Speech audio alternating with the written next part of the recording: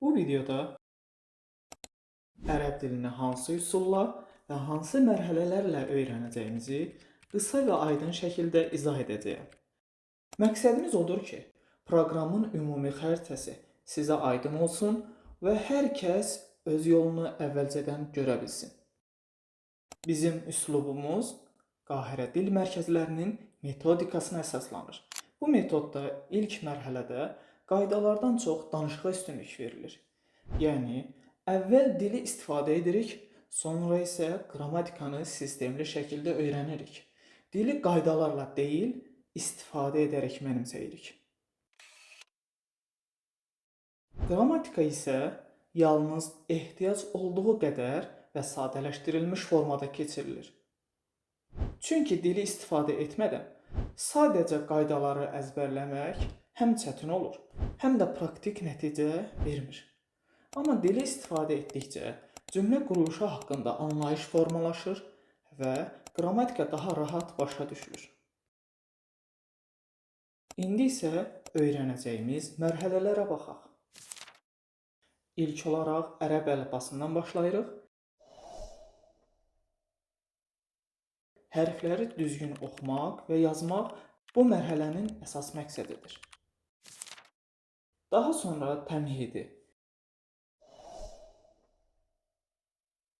Yəni, başlanğıc mərhələyə keçirik. Bu mərhələdə dil sadə və praktik formada öyrədilir.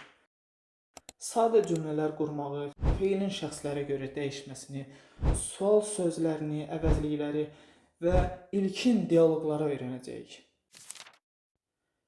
Təmhidi mərhələsindən sonra isə daha sistemli proqrama keçirik. 4 kitabdan ibarət olan Beynedik proqramı üzrə irəliləyəcəyik. Burada dil, oxu, yazı, dinləmə və danışıq istiqamətində inkişaf etdirilir. Qrammatika daha mərhələli şəkildə, sadədən mürəkkəbə doğru təqdim olunur bu proqramda.